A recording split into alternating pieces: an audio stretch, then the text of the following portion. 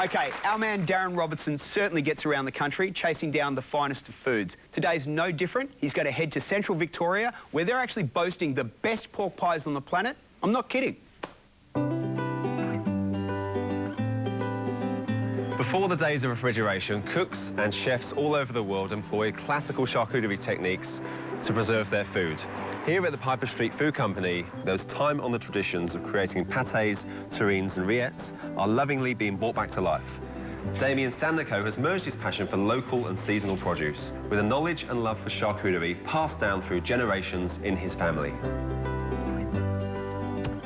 So, Damian, you're from a bit of a foodie family. Yeah, absolutely. My parents are chefs, and that's where I trained. But also, my grandparents were great cooks and caterers. So, the pork pie, we're gonna make some today. I reckon we should. Absolutely. Yeah. Well, I've never made a pork pie, but I've eaten loads. You've never made a pork pie? I've never made it. I'm embarrassed to say. So, yeah. Well, let's get into it. I mean, a pork pie is a pretty simple product. You know, we're going to use some beautiful free-range pork here, which we get from Mount Mercer up at Ballarat. To that, we're going to add a few herbs and spices. So, you're going to roll this pastry out for me. Yep. Okay. Beautiful large pastry. While you're doing that, I'm going to get onto the pork pie filling.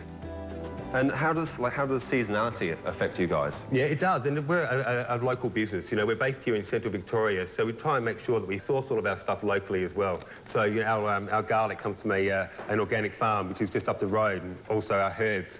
You know, we source wild rabbit from our guy locally as well. You know, and that's important to us because we want to be able to really show the provenance of the area that we're in. How's it looking, mate? Is that looking good? Yeah, absolutely. We might get onto those cutters now and grab this one here. We'll go maybe 3 of those and 3 of the other ones, and now get it started in the pork pie. I've cut off all the fat here. We're using pork shoulder, right, which is a nice muscle, plenty of flavour. It's a worked muscle on the pig. We've got a little bit of the bacon, which again we source locally from a local small goods producer, and a bit of pork fat in here. And now just using a bit of herbs, some sage and some thyme to go with that as well. Beautiful. We're going to add some salt to this, and salt's really important with charcuterie. And here we've got a little bit of mace, and that just adds a bit of spice to the background. I'm just going to put a bit of cracked pepper with that. So we've added the herbs and spices into this now, and I'm just going to get my hands in. I think this is the fun part of the charcuterie, is really getting your hands into it. We're going to start working that meat, so then it's all going to come together to form a nice ball to go into our pork pie. We're not over-seasoning here, just enough to get a beautiful balance. Right. So you can see the meat's coming together now. I'm just going to roll this into some balls ready to go into our pork pie. So we've got these balls here now. And then from here, we're going to get them and put them into our pastry. He's put the lid on top, and we're going to make it as if we were making a ravioli by crimping the pastry together and trying to keep that meat contained inside. How's that working for you? I think it's okay, yeah. Once we've done that, we'll just start bringing it up slowly to create a bit of height, rolling it around.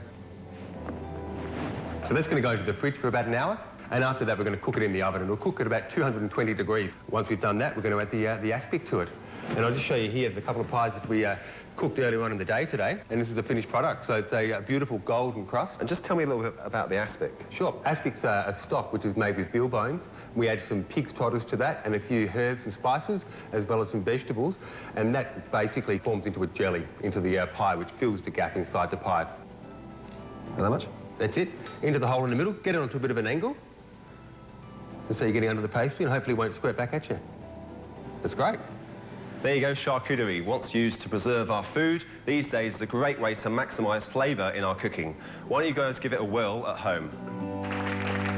Plenty more still to come on Love to Share. Tiffany has a treat for all you sweet tooths, and I'll jump in the kitchen with baked eggs in tomato cups.